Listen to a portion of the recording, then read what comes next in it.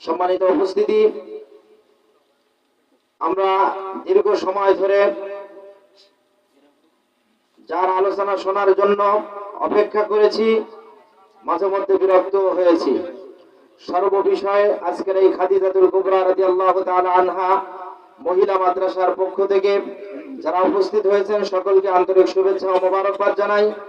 যারা বিরক্ত হয়েছেন দিনের খাতিরে তারা অসন্তুষ্ট হবেন না, সন্তুষ্ট চিত্তে দিনের এই তাকাজাকে আপনারা পূরণ করার জন্য সচেষ্ট থাকবেন, আমরা সে আশা কামনা করি। সম্মানিত উপস্থিতি, আজকের এই তাফসীরুল কোরআন মাহফিলের মধ্যমণি, যার ওয়াজ শোনার জন্য আমরা দীর্ঘ সময় অপেক্ষা করেছি, সুদূর ভারত কলকাতা থেকে আগত বিশিষ্ট ইসলামী চিন্তাবিদ, মুফাসসিরে কোরআন, নব মুসলিম জনাব হযরত মাওলানা আব্দুল্লাহ আল মামুন মুজাহিদি, ভারত, সাধারণ সম্পাদক জমিয়াতে উলামায়ে হিন্দ, কলকাতা, বেনারস, ভারত। আমি হুজুরকে আজকের এই মাহফিলের প্রধান আলোচকের আলোচনা পেশ করার জন্য সবিনয় অনুরোধ জানাচ্ছি। আমি আসলে খুব ভয় আছে, বুঝছেন, একটা মশা ঢুকে যায় না, একটা মশা ঢুকে গেলে ওয়াজ শোনা লাগবে না, খালি শোনা লাগবে। হ্যাঁ, অফ করে দিন তো ভাই, একদম অফ করে দিন, আমি অন্ধকারে বয়ান করবো, অফ করে দিন।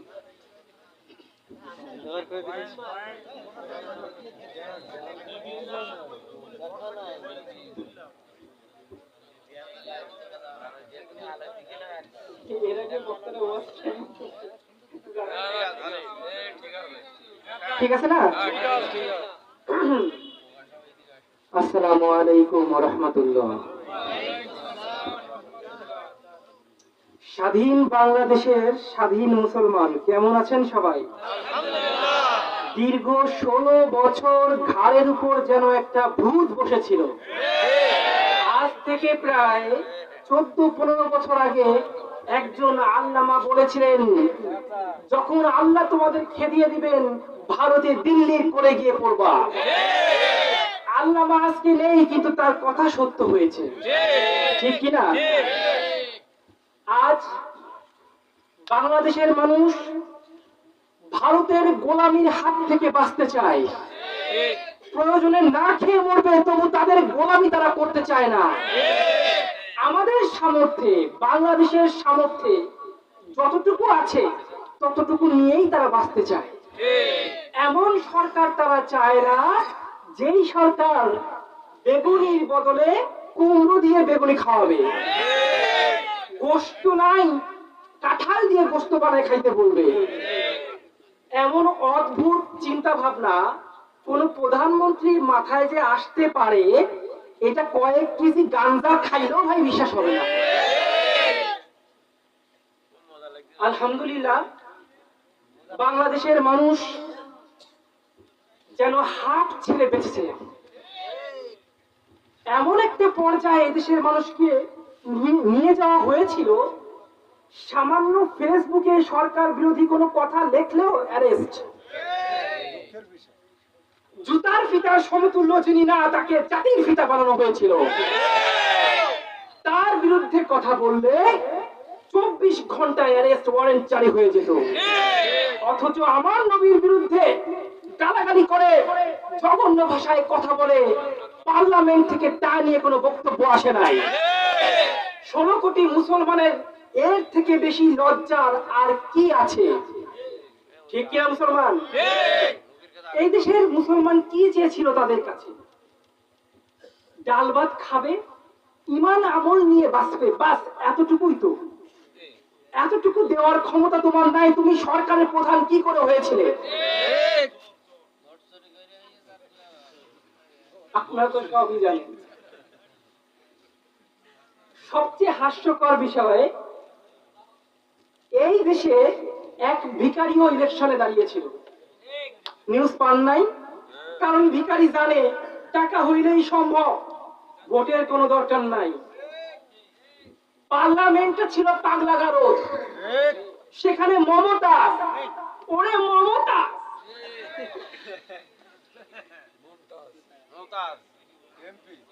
মমতাজ আমাদেরকে সিয়াসিতটা শিখাইতো, কোরআন হাদিস শিখাইতো।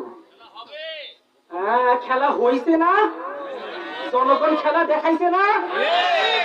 এবার পাড়া নরেন্দ্র মোদীর, আমরাও খেলা দেখাবো ইনশাআল্লাহ। ফেরাউনকে দেখার সৌভাগ্য আমাদের হয়নি, হয়েছে নাকি? কিন্তু ফেরাউন যদি মহিলা হইতো কেমন হইতো তা কিন্তু আমরা দেখেছি। ফেরাউন এত নিষ্ঠুর ছিল না ভাই, ফেরাউন এত নিষ্ঠুর ছিল না।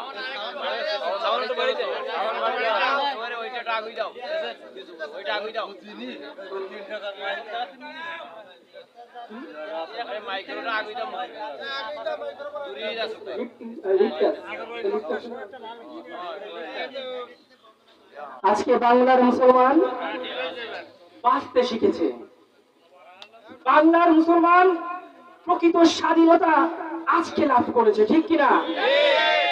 সব থেকে কষ্টের বিষয় এই দেশের আমরা দেখেছি নায়িকা গায়িকারা তাদেরকে জেলখানায় নিয়ে যাওয়া হয়েছে, পরিমণির মতো নষ্ট মেয়েদেরকে, পাপিয়ার মতো নষ্ট মেয়েদেরকে জেলখানায় নেওয়া হয়েছে, হাতে দড়ি নাই, মাজায় দড়ি নাই, অথচ আলেমদেরকে গলা ধাক্কা দিতে দিতে জেলখানায় ভরে দেওয়া হয়েছে। 16 কোটি মুসলমানের জন্য এর থেকে লজ্জা আর কি থাকতে পারে? নিষ্পাপ, কোনো অন্যায় করে নাই এমন অসংখ্য আলেমকে ফাঁসির দড়িতে ঝুলিয়ে দেওয়া হয়েছে। অপরাধ কি? অপরাধ একটাই, ওরা বড় বড় মদের বোতল খাবে, আমরা কথা বলতে পারবো না। ওরা দেশের টাকা পাচার করে বিদেশে পাহাড় জমাবে, আমরা কথা বলতে পারবো না। আমরা খালি আঙ্গুল চুষবো। ওলামায়ে কেরাম আঙ্গুল চুষার জন্য জন্ম হয় নাই। এরা রাসূলের উত্তরসূরি, এরা ওমরের উত্তরসূরি। জীবন যতক্ষণ আছে হক কথা তারা বলেই যাবে, বলেই যাবে, ঠিক কিনা? ভারতের রাজনীতি আর বাংলাদেশের রাজনীতির মধ্যে পার্থক্যটা কি জানেন? লাউ আর কদু। পার্থক্য আছে নাকি কোনো? নাই। দুজন একে অপরের প্রতিচ্ছবি। স্বামী ভারতের নরেন্দ্র মোদী ঠিক একইভাবে তিনবার ক্ষমতায় আছে। আর এদেশে যে কি হাল আপনারা দেখেছেন। ভারতের প্রধানমন্ত্রী নরেন্দ্র মোদী, সে শুধুমাত্র প্রধানমন্ত্রী হয়েই ক্ষান্ত নয়, তার এখন ইচ্ছা সে ভগবান হবে। সে কি হবে? ইসলাম ধর্ম তো শেষ করেই দিচ্ছে, ওদের হিন্দু ধর্ম শেষ করে দিচ্ছে।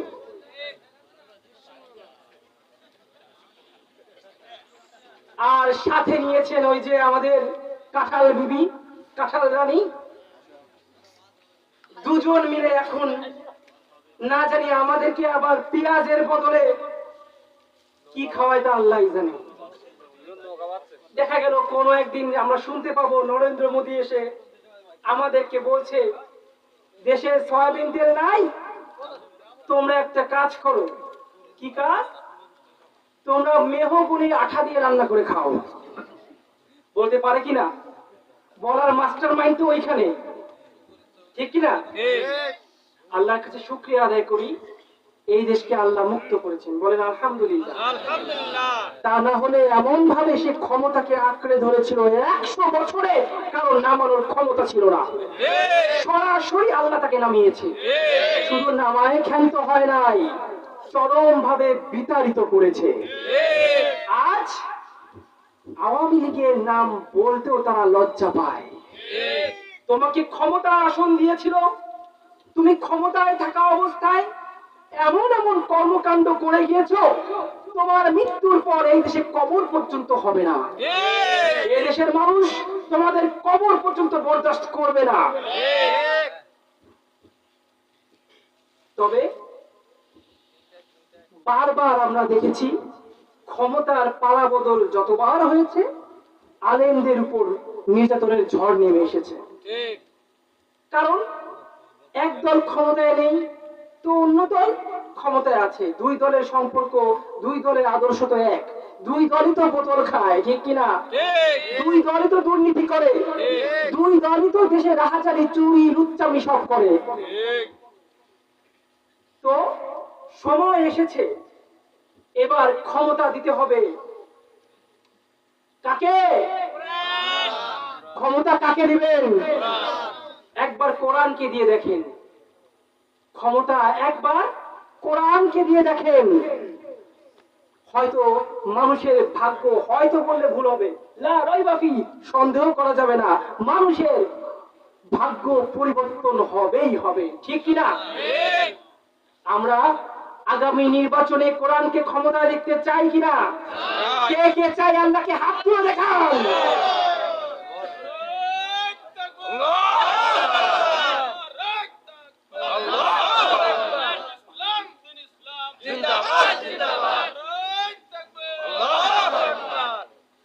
ইন্নাল হামদুলিল্লাহ الحمد لله نحمده ونستعينه ونستغفره ونؤمن به ونتوكل عليه ونعوذ بالله من شرور أنفسنا ومن سيئات أعمالنا من يهده الله فلا مضل له ومن يضلله فلا هادي له ونشهد أن لا إله إلا الله وحده لا شريك له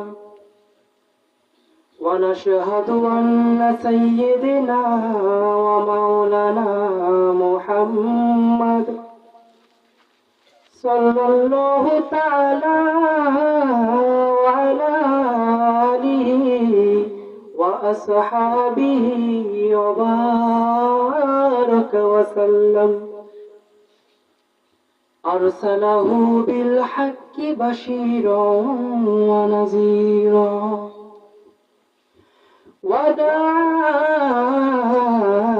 وداعيا إلى الله بإذنه وسراجا منيرا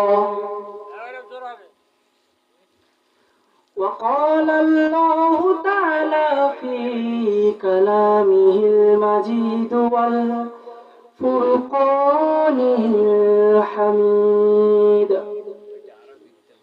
أعوذ بالله من الشيطان الرجيم بسم الله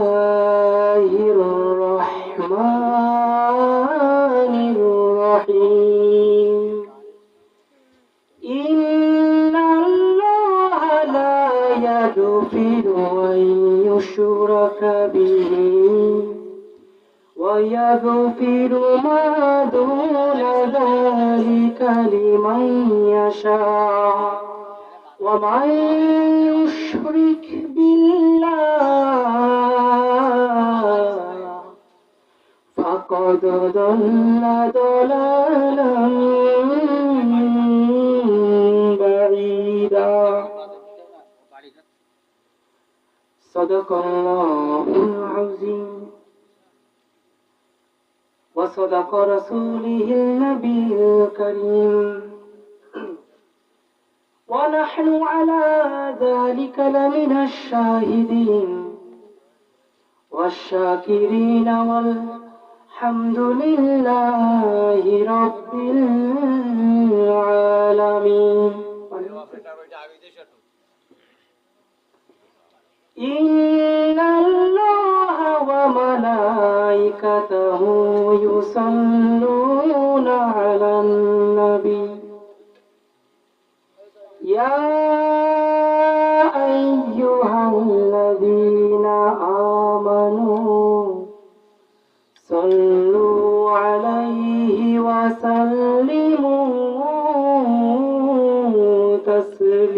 تسليما اللهم صل على জোরে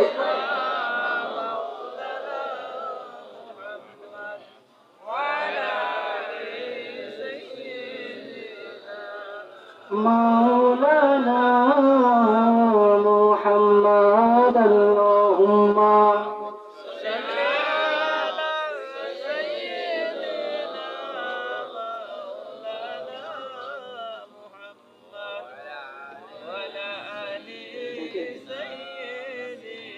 সাউন্ড নাই জোরে হবে मेरा दिल तरफ रहा है मेरा जल रहा है सीना कैसे जाऊं मैं मेरे आका जहाँ है मदीना कैसे जाऊं मैं मेरे आका जहाँ है मदीना अल्लाहुम्मा सल्ली अला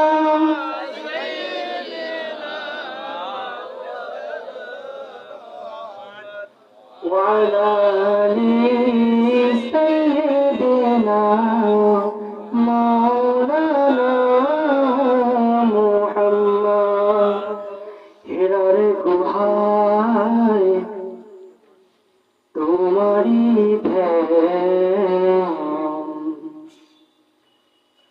আসমান থেকে নামে আল কোরআন হেরার গুহায় তোমারি ধ্যান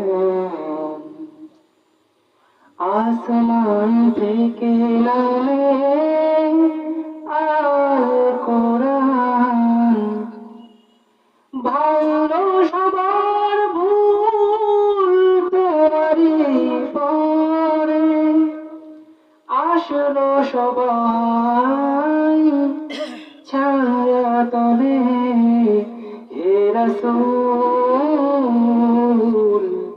তোমাকে ভুলি আমি কেমন করে হে রাসূল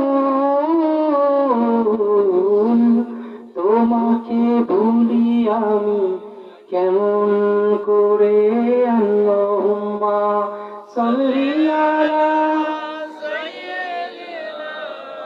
مولانا محمد وعلى آل سيدنا مولانا محمد لا إله إلا الله جوري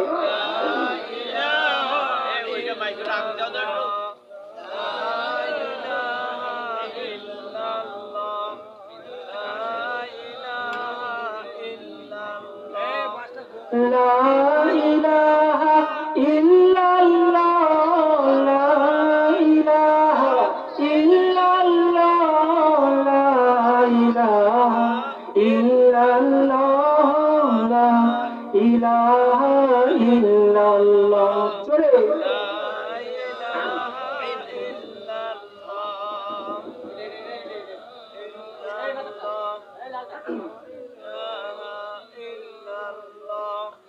لا إله إلا الله محمد رسول الله لا إله إلا الله محمد رسول الله صلى الله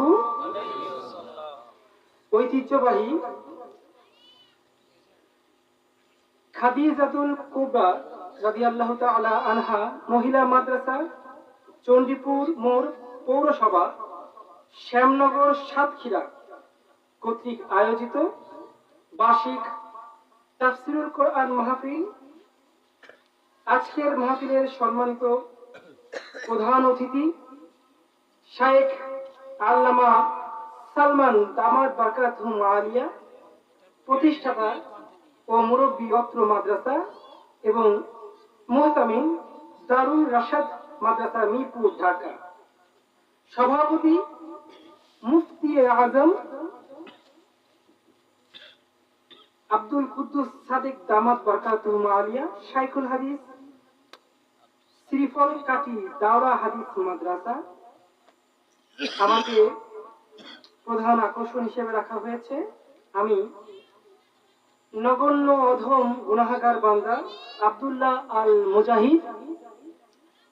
আমার পূর্বে যিনি কথা বলেছেন মাওলানা আব্দুল মুমিন নুমানি এবং মুফতি শরীফুজ্জামান সাহেব খুলনা এবং অন্যান্য আমন্ত্রিত উলামায়ে কিরাম, আপনারা সবাই তাদের মুখ থেকে মহিমান্বিত কোরআনের ধ্বনি শুনে তাদের ইলমের নূরে নূরান্বিত হয়েছেন, ঠিক কিনা? আল্লাহ তাআলা আমাদের সবাইকে যা শুনেছি, যা বলেছি তার উপর আমল করার তৌফিক দান করুন, বলেন আমিন।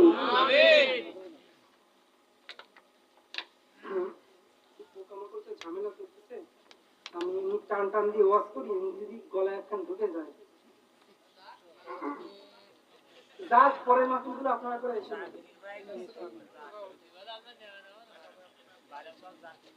হ্যাঁ জি 16 বছর তো বক্তাদের গালে পোকা ঢুকেই ছিল, ঠিক কিনা? 16 বছর তো বক্তারা ওয়াজ করতে পারে নাই, পোকা একটা ঢুকে যাইতো।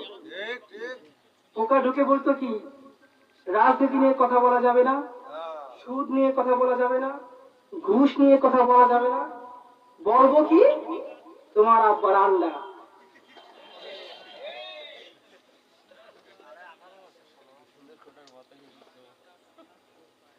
ওদের আব্বার আন্ডা নিয়ে ওরা ভাগিছে, ঠিক কিনা? ওলামায়ে কিরাম তাদের অবস্থানে ঠিকই আছে, তারা কেউ ভাগে নাই। হয় শহীদ হয়েছে, আর না হয় গাজী হয়ে বীরের বেশে সারা জমিনে ওয়াজ মাহফিল তাফসীর মাহফিল করে বেড়াচ্ছে, ঠিক কিনা? তখতে তখতে দুনিয়ায় আজি কম বখতের মেলা, শক্তি মাতাল দত্তরা সেটা করে মাতলামি খেলা। ভয় করো না হে মানবাত্মা, ভাঙিয়া পড়ো না দুঃখে, পাতানোর এই মাতাল রবে না আর পৃথিবীর বুকে। তক্তে তাহার কালি পড়িয়াছে অভিশাপে আর পাপে, তলোয়ারে তার জং ধরেছে নির্যাতনের সাপে। ঘন বৈরিকে আকাশ রাঙিয়ে বৈশাখী ঝড় আসে, ভাবে লোভান্ধ মানুষ তাহার গধূলি লগন হাসে। যে আগুন ছড়িয়েছে বিশ্বে তারই তাহা ফিরে এসে, বৃন্দাবনের রূপে জ্বলছে তাহাদেরই দেশে দেশে। তীর্থের কাঠ তীর্থ প্রতীক, ভয় নাই নাই ভয়, সত্য যাদের লক্ষ্য তাদের নাই নাই পরাজয়। অশান্তিকামী ছলনার রূপে জয় পায় মাঝে মাঝে, অবশেষে চির লাঞ্ছিত হয় অপমানে আর লাজে, ঠিক কিনা? অপমান আর লজ্জায় তারা দেশ ছেড়ে পালিয়েছে, বলেন আলহামদুলিল্লাহ। এই দেশের জমিনে তাদের কি আর আশ্রয় দেওয়া যাবে না?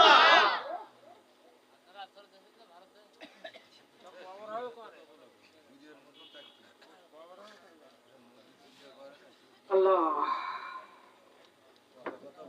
আমি আপনাদের সামনে বেশি কথা বলবো না, কিছুক্ষণের মধ্যে কথা ছেড়ে দেব, বয়ান রেখে দেব, মাত্র 10-15 মিনিট কথা বলবো। যদিও 1 ঘন্টার নিচে বা উপরে কথা বলি না, কিন্তু আজকে এই আওয়ামী লীগ গুলো খুব ডিস্টার্ব করতেছে, বুঝছেন? আওয়ামী লীগ নাই, ওই আপনাকে পাশে সব ওই ওরা ওই করতেছে, পোকার কথা বলতেছে। আল্লাহ, আমাকে অনুরোধ করা হয়েছে আমার জীবনের কিছু বলে শোনানোর জন্য। বলেন, আমার জীবনের কথা শুনতে হলে ভাই রাত পার হয়ে যাবে। আমি নিজেও কান্নাকাটি করব, আপনাদের চোখেও পানি চলে আসবে।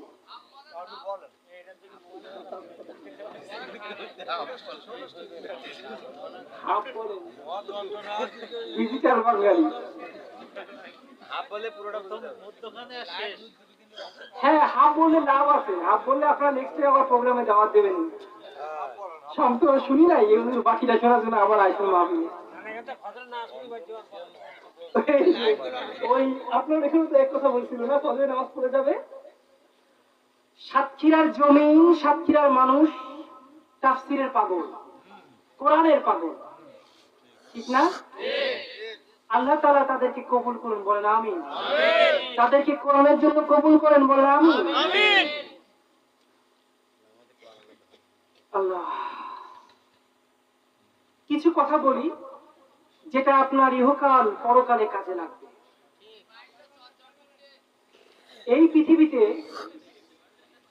যা কিছু দেখেন, যত কিছু দেখেন, সবকিছুর পেছনে, সবকিছু সৃষ্টির পেছনে একটা কারণ আছে। কারণ ছাড়া আল্লাহ তাআলা কোনো কিছুই সৃষ্টি করেননি, ঠিক কি না? মূসা নবী একবার রাস্তা থেকে হেঁটে যাচ্ছেন, পথিমধ্যে পাহাড়ের এক চূড়া থেকে একটা টিকটিকি দিছে মুইতে।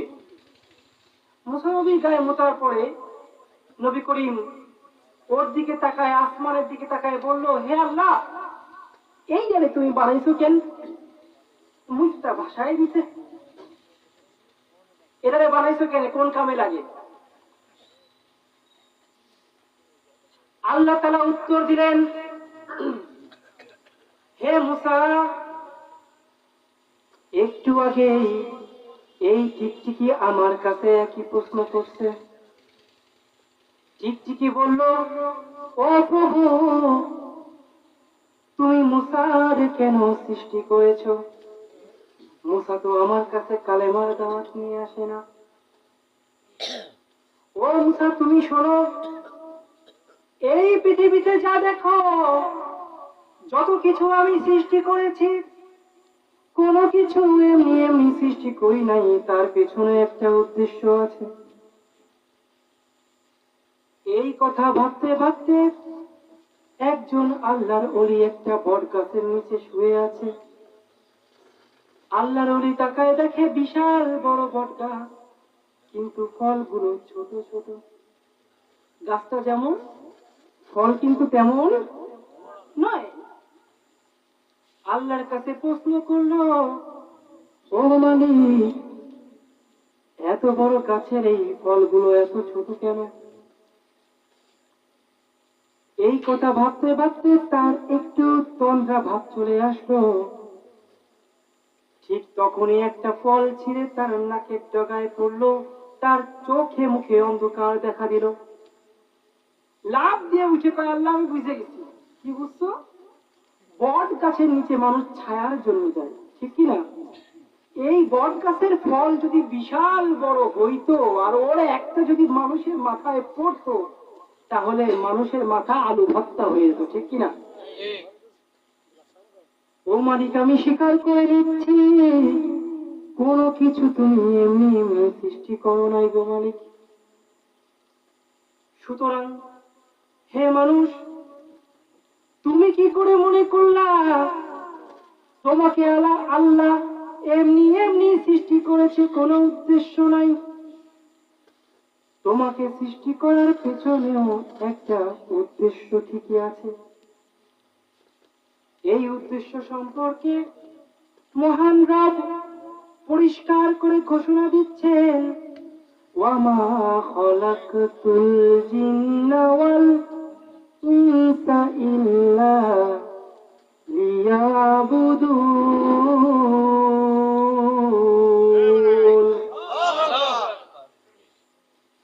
আমি জিন আর মানুষকে সৃষ্টি করেছি শুধুমাত্র আমার ইবাদত করার জন্য।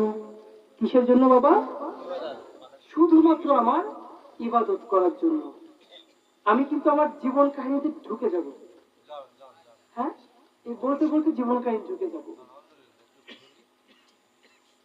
যারা চলে যাচ্ছেন মিস করবেন।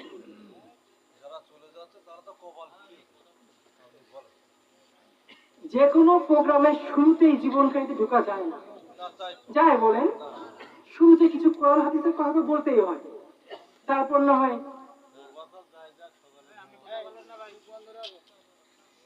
আল্লাহ। তো পৃথিবীতে আল্লাহ তাআলা আমাদের কেন পাঠাইছে? শুধুমাত্র বন্দিগি করার জন্য। কি জন্য বাবা? জিন্দেগি মে বন্দেগি তু করনা হে। খারাপ লাগে? অফ করে দিব?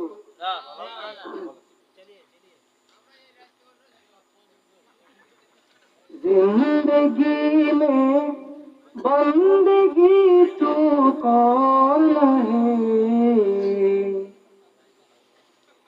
जिंदगी बेबंदगी शर्मिंदा है, जिंदगी बेबंदगी शर्मिंदा है। दुनिया में हो दुनिया का तो बुगार न हो, बाजार से गुजर हो खरीदार न हो, ये दुनिया के मिसल कागज फूल है, ये दुनिया के मिसल कागज फूल है। जिंदगी में बंदगी तू कौन है, जिंदगी में बंदगी शर्मिंदा है, जिंदगी में बंदगी शर्मिंदा है। ও আমার বাবারা, এই দুনিয়ার বুকে তুমি এসেছো শুধুমাত্র ইবাদত করার জন্য। তুমি খাওয়া দাওয়া, ঘুমাবা, চাকরি করবা, ব্যবসা করবা সেই জন্য নয়। তুমি জজ হবা, ব্যারিস্টার হবা সেই জন্য নয়। তোমাকে সৃষ্টি করা হয়েছে ইল্লা লিয়াবুদু,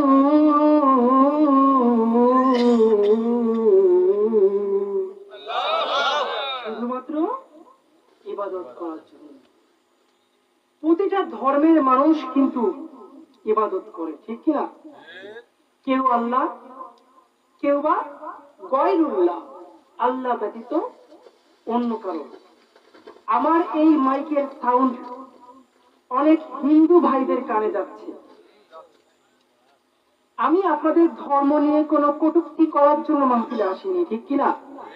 মুসলমান কখনো আপনার ধর্মকে নিয়ে আজে বাজে কথা বলবে না, আপনার ভগবানকে সে গালি দিবে না, ঠিক কিনা?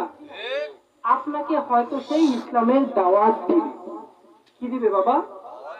দাওয়াতটা আসলে কেমন? আপনি যদি আমাকে আপনার বাসায় খাওয়ার দাওয়াত দেন, তবে কি বলবেন ওই হুজুর কালকে দুপুরে যাই খাইতে, কবেন নাকি? এভাবে দাওয়াত দেবেন নাকি? নাকি সুন্দর ভাবে, ভদ্র ভাবে, বুঝায় বুঝায় ভালোবেসে আমাকে বলবেন যে হুজুর আপনাকে খুব মহব্বত করি, ভালোবাসি, কালকে দুপুরে আপনি আমার বাসায় কয়টা ডাল ভাত খাবেন, ঠিক না? ইসলামের দাওয়াত আমরা হিন্দু ভাইদের কাছে ঠিক এইভাবেই পৌঁছাবো, ঠিক কিনা? তাদের ধর্মকে নিয়ে কখনো আমরা গালাগালি করব? আমার আল্লাহ নিষেধ করেছেন। কারণ কি? আপনি যদি তাদেরকে গালাগালি দেন, আপনি একটা মূর্তিকে গালি দিলেন। কাকে দিলেন? কিন্তু বিনিময়ে সে কিন্তু আপনার আল্লাহকে গালি দিবে, ঠিক না? তো মাটির একটা মূর্তিকে আপনি গালি দিয়ে আপনার কোনো লাভ আছে? কিন্তু বিনিময়ে আপনি কাকে গালি শোনালেন? কাকে গালি শোনালেন? আল্লাহকে। তাই কখনোই আমরা কোনো হিন্দু খ্রিস্টান ভাইদের মনে আঘাত দিয়ে কথা বলবো না। হ্যাঁ, সব সময় তাদের জন্য আমরা দোয়া করব আল্লাহর কাছে, যেন আল্লাহ তাদের হেদায়েত দান করে, ঠিক কিনা? আল্লাহ চান না কোনো বান্দা জাহান্নামে যাক। এই মানুষকে বড় শখ করে আল্লাহ সৃষ্টি করেছেন। আমরা শখের সৃষ্টি, আমরা কিসের সৃষ্টি বাবা? শখের সৃষ্টি। খুব শখ করে আদর করে আমাদেরকে সৃষ্টি করা হয়েছে, আবার পরীক্ষার সম্মুখীন করা হয়েছে। দুনিয়ায় আসবা, এসে তোমাকে সঠিককে, সত্যিকারের প্রভুকে, তাকে তোমাকে চিনে নিতে হবে। আপনারা তো মুসলমানের ঘরে জন্মগ্রহণ করেছেন, তাই আপনাদের এত কষ্ট হয় নাই, হয়েছে নাকি বাবা? কিন্তু আমরা যারা হিন্দু, খ্রিস্টান, বৌদ্ধ থেকে ইসলাম গ্রহণ করি, আমাদের সামনে এই চ্যালেঞ্জটার মোকাবেলা করতে হয়। আমাদের যাচাই বাছাই করতে হয়, জীবনের মায়াটাকেও ত্যাগ করে দিতে হয়। বাবা মা, আত্মীয়তা, সবকিছু, সমস্ত বন্ধনকে ছিন্ন করে দিয়ে আল্লাহর দিকে দৌড়াতে হয়। এক ওয়াক্ত নামাজ পড়তে গেলে ভয় লাগে, পিছন থেকে কে আবার ছুরি ঢুকায় দেয়। আপনাদের তো তা হয় না, হয় নাকি? হয় বলেন বাবা? এই যুবক কথা বলে, আপনাদের কি নামাজ পড়তে গেলে কেউ মারবে? কিন্তু এই যে আমি হিন্দু ব্রাহ্মণ থেকে মুসলিম হয়েছি, আমি যখন নামাজ পড়ি আমার শত্রু আছে না নাই? জানের মায়াকে হাতের মুঠোয় নিয়ে নামাজ পড়তে হয়। খুব আফসোস লাগে, আমরা হিন্দু, খ্রিস্টান, বৌদ্ধরা ইসলামকে ভালোবেসে সবকিছু ছেড়ে দিয়ে ইসলামের দিকে চলে আসলাম, এসে দেখি আপনারাই ইসলামের দিকে নাই। দুঃখের বিষয় না? বর্তমান মুসলমানদেরকে দেখে মনে হয় আমি যে কোরআনকে পড়ে মুসলিম হয়েছি, তাদের সেই কোরআন না, তাদের জন্য হয়তো অন্য কোন কোরআন আল্লাহ নাজিল করেছে। যেই কোরআন আমি মানি, যেই কোরআনের আদেশ আমি মান্য করে গায়ে জুব্বা পড়েছি, তুমি মুসলমান সেই কোরআনকে মানলে তোমার গায়ে জুব্বা নাই কেন? যেই কোরআনকে আদর্শ মেনে আমি মাথায় টুপি পরেছি, তুমি মুসলমান, তুমি যদি সেই কোরআনকে মানো তবে তোমার মাথায় টুপি নাই কেন? যেই কোরআনকে ভালোবেসে আমি মুখে দাড়ি রেখেছি, তুমি মুসলমান, সেই কোরআনকে মেনে মুখে দাড়ি রাখো না কেন?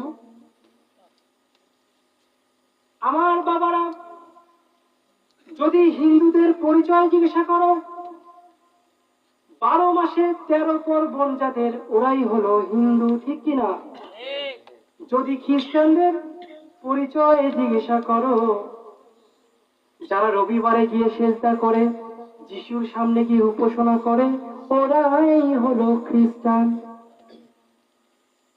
যদি বৌদ্ধদের ধর্মীয় ব্যাখ্যা চাও, তাহলে শনিবারে গিয়ে ওরা তাদের চার্চে পূজা করে, তারা হলো বৌদ্ধ।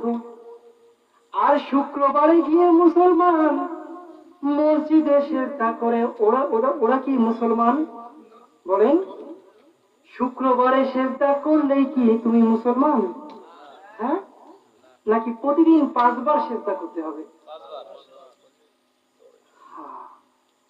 তুমি রমজান এলে রাখো না রোজা, দিনকে করো আঘাত, দিন দুঃখী না খেয়ে মরে, দাও না তো যাকাত, ঠিক কিনা? তুমি ইমানদারের বড়াই করো, নেই তোমার ঈমান, তুমি কেমন মুসলমান? কেমন মুসলমান তুমি? কেমন মুসলমান? কেমন মুসলমান তুমি? কেমন মুসলমান? নামাজের সাথে নাই পরিচয়, মানো না কোরআন, তুমি কেমন মুসলমান? কেমন মুসলমান তুমি? কেমন মুসলমান? ঠিক কিনা? হাই মুসলমান, এই অবস্থায় যদি কবরে যাও, তোমার জন্য কবরের মধ্যে চা নাস্তার ব্যবস্থা কে করে রেখেছেন? হাতে মোবাইল নাই? প্রত্যেকের হাতে মোবাইল নাই? আমি মোবাইলের মধ্যে ইউটিউবে সার্চ করি, দেখি কোন বক্তা কোন ওয়াজ করছে, সেই ওয়াজ শুনতে শুনতে ঘুমায়া পড়ি। আর তুমি মুসলমান, তুমি ইউটিউবে সার্চ করে দেখো কোন নায়িকা কি করতেছে, ঠিক কিনা? তাহলে আমি যে কোরআন পড়ে ইসলাম গ্রহণ করেছি, সেই কোরআন পড়ে তুমি মুসলমান আছো কিনা?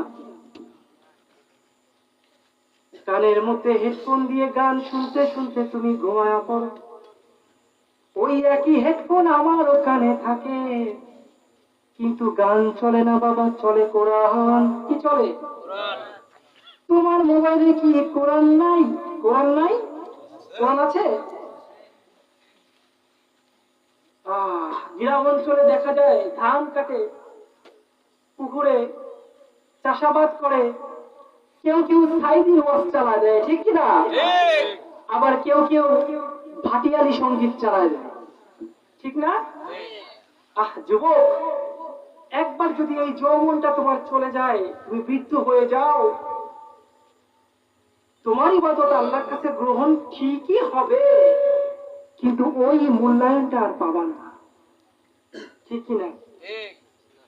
জানো না মন খালে বিলে থাকে না জল শুকালে, জানো না মন খালে বিলে থাকে না জল শুকালে, কি আর হবে বাদাম দিলে তাতে মোনা রয় না,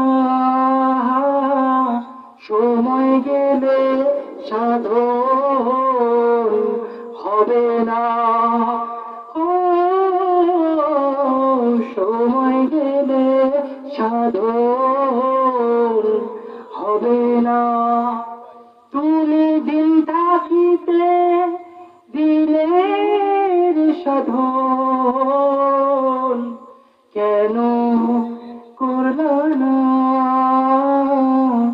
সময় গেলে সাধন হবে না, সময় গেলে সাধন হবে না। খারাপ লাগে বাবা? ঢাল ঢাক ঢোল আছে নাকি? আছে? আছে নাকি? আছে নাকি? খারাপ লাগে? তাহলে গান শোনো কেন? কি আছে গানের ভিতর?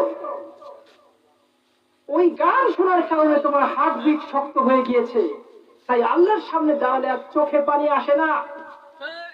আল্লাহর মুহাব্বতে রাত জেগে তুমি কাঁদো না। মসজিদের আজান ঠিকই কানে যায়, কিন্তু এক কান দিয়ে ঢোকে আর এক কান দিয়ে বের হয়ে যায়। কারণ কি? ওই যে গান শোনো, ওই গানের যে বিট, এই বিট তোমার হার্ট বিটকে শক্ত করে দিই। হুজুর এগুলো জানে কেমনে? হুজুর জানে কেমনে? হুজুর এক সময় খেজুর ছিল, তখন নাচ গান করতো। কি করতো? আমি আমার জীবন কাহিনীতে ঢুকতেছি এবার। হ্যাঁ, চলবে?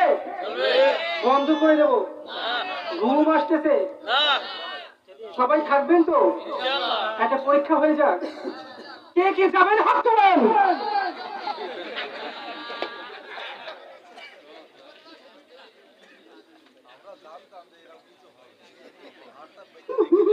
আগে জানতেন তাই? চলে যাবেন আপনারা? থাকবেন তো? ভাইরা আমার, আমার বয়স যখন মাত্র 10 বছর, মাত্র 8 বছর, তখন আমার ঠাকুর মা মারা যায়। কে মারা যায় বাবা? ঠাকুর মা বুঝেন? দাদি, বাবার মা।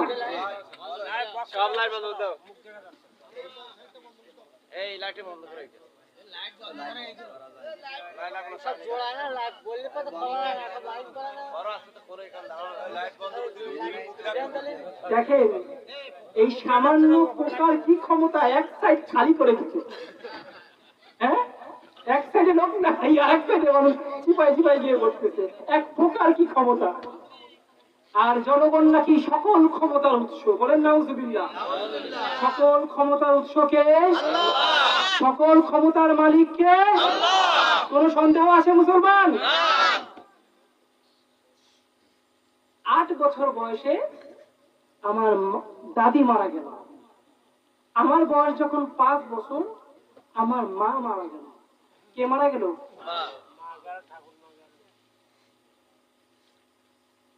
আল্লাহ। যেমন তেমন ভাবে আমার মা মারা যায় নাই। গ্যাস সিলিন্ডার বাস্ট হয়ে আমারই চোখের সামনে জ্যান্ত পুড়ে মারা গেছে। আমি নিজের চোখের সামনে আমার গর্ভধারিণী মায়ের পুড়ে যাওয়ার দৃশ্য দেখেছি।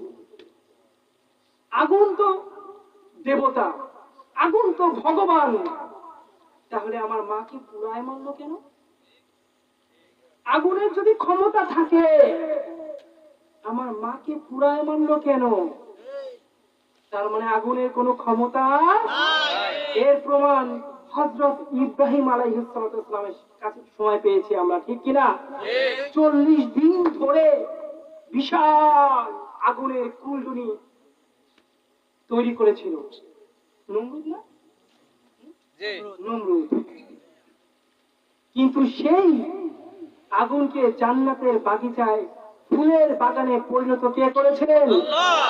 আল্লাহ চাইলে আগুনও ফুল হতে পারে। আল্লাহ চাইলে ছুরিতে ধার নাও থাকতে পারে। এর প্রমাণ পেয়েছি না? ইসমাইল আলাইহিস সালামকে যখন জবাই করার জন্য ইব্রাহিম আলাইহিস সালাম ওই ছুরি চালালো, ধার তখন ছিল না। পরীক্ষা করার জন্য ইব্রাহিম আলাইহিস সালাম পাথরের উপর একটা কোপ মারলেন, পাথর 2 খণ্ড হয়ে গেল। মাগার ছোট্ট শিশু ইসমাইলের গলা কিন্তু কাটলো না। তার মানে ছুরির ক্ষমতা আছে না? ছুরির কোনো ক্ষমতা নাই বাবা। পৃথিবীতে যা দেখেন কারোর কোনো ক্ষমতা নাই। সকল ক্ষমতার মালিক কে? আল্লাহ। সকল ক্ষমতার মালিকের কয়েকটা আমানত আমাদের মাঝে তিনি দিয়েছেন। কি দিয়েছেন বাবা? কয়েকটা আমানত। তার মধ্যে একটা আমানত রাসূল পাক সাল্লাল্লাহু আলাইহি সাল্লামের ইজ্জত, ঠিক কি না? ঠিক। মনে রাখবা মুসলমান, আগামীতে যদি কখনো আমার রাসূলকে নিয়ে কেউ গালি দেয় তবে 24 ঘন্টার মধ্যে তাকে অ্যারেস্ট করার ওয়ারেন্ট পার্লামেন্ট থেকে জারি হতে হবে, ঠিক কি না? ঠিক। তা না হলে জনগণ তাকে কি করবে? জয় বাংলা করে দেবে। কি করে দেবে বাবা? জয় বাংলা করে দেবে। এই দেশ 360 আউলিয়ার দেশ। এই দেশ খান জাহান আলীর দেশ, শাহপরানের দেশ, কাজী নজরুলের দেশ, রবীন্দ্রনাথের বেল এখানে নাই। ওরা চায় মুসলমানের জমিনে মুসলমানকেই দাফন করে দিতে। আমরা পরিষ্কার ভাবে তাদেরকে জানিয়ে দিচ্ছি, তোমরা যদি আমাদেরকে আমাদের জমিনেই দাফন করতে আসো তবে কবরে যাওয়ার আগে তোমাদের চিতায় আগুন ধরায় দেব। এই জমিন হয় মুসলমানের, নয় কেন নয়? ঠিক কিনা মুসলমান? না খেয়ে মরবো তবু ভারতের গোলামি করব না। না খেয়ে মরবো তবু কি করব? ভারতের গোলামি করব না। এই দেশের কলকারখানাগুলো বন্ধ করে দেওয়া হয়েছে। লক্ষ লক্ষ যুবক বেকার, চাকরি পায় না, ঠিক কিনা? অথচ ভারতের 26 লক্ষ যুবককে এই দেশে চাকরি দেওয়া হয়েছে।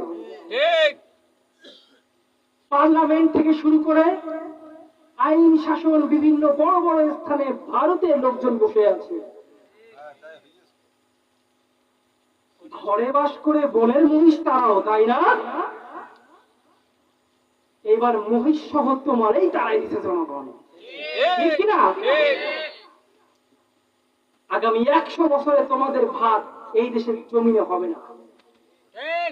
এই দেশের মানুষ তোমাদের নামও মুখে নেবে না। তোমরা মুসলমানদের সাথে খেয়ানত করেছো, তোমরা ইসলামের সাথে গাদ্দারি করেছো, তোমরা নবীর ওয়ারিসদেরকে জেলে ধরে ধরে ঢুকিয়ে ঢুকিয়ে নবীকে তোমরা নবীকে অপমান করেছো। নবীর ওয়ারিসকে গলায় ধাক্কা দিয়া মানে নবীকে গলায় ধাক্কা দিয়া। আমরা আমাদের বাবার কথা বলি না, ঠিক কিনা? আমরা কার কথা বলি? কার কথা বলি? আল্লাহর কথা কে বলেছেন?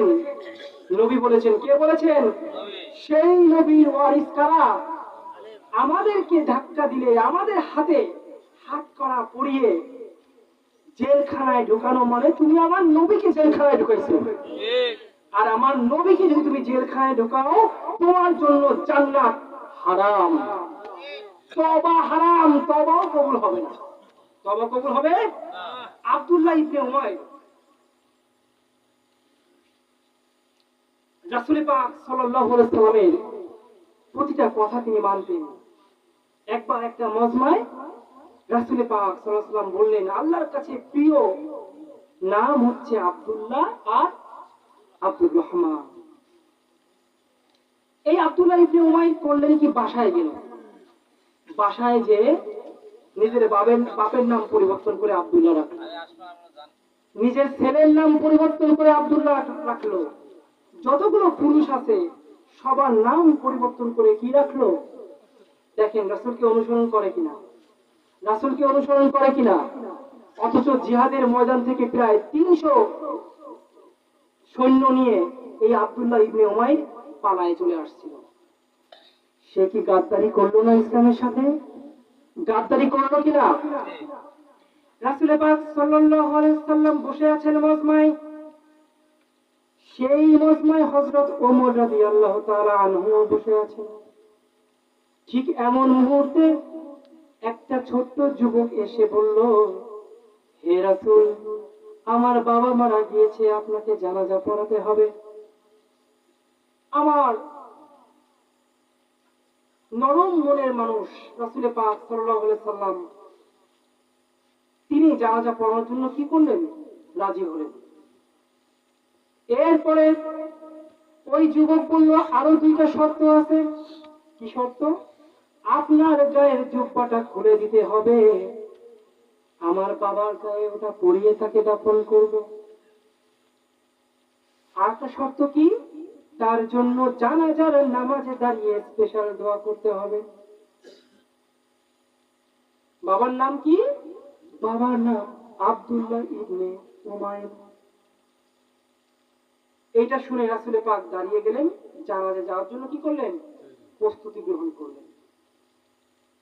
কিন্তু সেই মজমায় কে ছিল? হযরত ওমর রাদিয়াল্লাহু তাআলা আনহু। তিনি রাসূলের জুব্বা ধরে বসলেন, আপনি যাবেন না। হে নবী, এই আব্দুল্লাহ ইবনে উমাইর জিহাদের ময়দান থেকে 300 সৈন্য নিয়ে পালায় চলে আসছিল। একটা জিতে যাওয়া যুদ্ধ আপনি হেরে গিয়েছিলেন। সেদিন আপনি অঝরে শিশুর মতো কেঁদেছিলেন। হে নবী, ওই গাদ্দারের জানাজা আপনি পড়াতে পারবেন না। ও মুনাফিক, ও ইসলামের দুশমন, ওই গাদ্দারের জানাজা আপনি পড়াতে যাবেন না। রাসূল গায়ের জুব্বাটা খুলে তার ওই ছেলের হাতে দিলেন।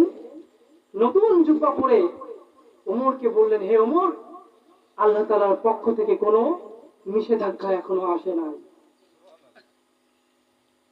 আমার রাসূল পাক সাল্লাল্লাহু আলাইহি সাল্লাম আল্লাহর কথা ব্যতীত অন্য কোনো কথা তিনি বলতেন না। পবিত্র কোরআনে যা আছে রাসূলের কোনো ইচ্ছাকৃত কথাবার্তা নয়, সম্পূর্ণ বাণী কার? এই জন্যই লা রাইবা ফি, সন্দেহের অবকাশই নাই। আপনি সন্দেহ করতে পারেন, আপনি হিন্দু, আপনি খ্রিস্টান, আপনি হয়তো সন্দেহ করে বলতে পারেন নবী নিজে 2-1টা কথা লিখছে বা কমাইছে বা বাড়াইছে। ওরা বলতে পারে না? আমরা মুসলমানরা কি বলবো? ওরা বলতে পারে। এর জবাবও আল্লাহ তাআলা দিয়েছেন। আল্লাহ তাআলা বলছেন যে আমি যদি জানতাম বা আমি যদি দেখতাম আমার নবী এই কোরআনের মধ্যে কোনো একটা কথা বাদ দিয়েছে, বা যোগ করেছে, তাহলে আমি নবীর ডান হাতটা ধরে তার গলার নলিটা টেনে ছিঁড়ে ফেলে দিতাম। কে বললো? কাকে বললো? কাকে বললো? রাসূল পাক সাল্লাল্লাহু আলাইহি সাল্লামকে বললো, যার একটা কথাই শরীয়তের জন্য আদেশ অথবা নিষেধ, ঠিক কিনা? নবী যদি বলে না, ওইটা নিষেধ, নবী যদি বলে হ্যাঁ, ওইটা আদেশ, ঠিক কিনা? সেই নবীকে এত বড় হুঙ্কার কে দিলেন? সেই কোরআন কি মানুষের বাণী হতে পারে? হতে পারে বাবা? রাসূল পাক সাল্লাল্লাহু আলাইহি সাল্লাম জানাজার নামাজের দিকে গেলেন, নামাজে দাঁড়ালেন, দাঁড়িয়ে দোয়া করতে শুরু করলেন। জিবরাইল এসে হাজির, এসে বললেন, হে নবী, আপনি দোয়া করবেন না। আপনি 70 বার দোয়া করলেও মুনাফিকদের সম্পর্কে কোনো দোয়া আল্লাহ কবুল করবেন? দয়াল নবী তবুও চেষ্টা করে দেখে যে একটা বান্দা, একটা উম্মতকে আমি রক্ষা করতে পারি কিনা। তার টার্গেট কি? জাহান্নামের হাত থেকে যদি আমি একজনকেও বাঁচাতে পারি, এটাই ছিল তার টার্গেট। এটাই ছিল কি? আমরা যারা আলেম, আমাদের টার্গেটও এটা, যদি একজনকেও পারি আমরা চেষ্টা করব জাহান্নাম থেকে বাঁচানোর জন্য, ঠিক কিনা? পরবর্তী অংশে আল্লাহ তাআলা জানালেন, নবী 70 বার কেন, আপনি সারা জীবন দোয়া করলেও আল্লাহ দোয়া কবুল করবেন না। সুতরাং দেশের সাথে, জাতির সাথে, মুসলমানের সাথে, কোরআনের সাথে, রাসূলের সাথে যে বা যারা গাদ্দারি করেছে, তাদের জন্য আমাদের অন্তরে কোনো শ্রদ্ধা থাকতে পারে? পারে? আল্লাহ আমাদের সবাইকে কোরআনকে ভালোবাসার তৌফিক দান করুন, বলেন আমিন। যতটুকু বলেছি, যা বলেছি, সময় অল্প, অটোমেটিক 1 ঘন্টা পার হয়ে গেছে। আল্লাহ তাআলা প্রথমে এই কথাগুলোকে আমাকে মানার তৌফিক দান করুন, বলেন না আমিন। তারপর সামনে যারা আছেন, মাইকের আওয়াজ যত দূর গিয়েছে, আল্লাহ সবাইকে তা মানার তৌফিক দান করুন, বলেন আমিন।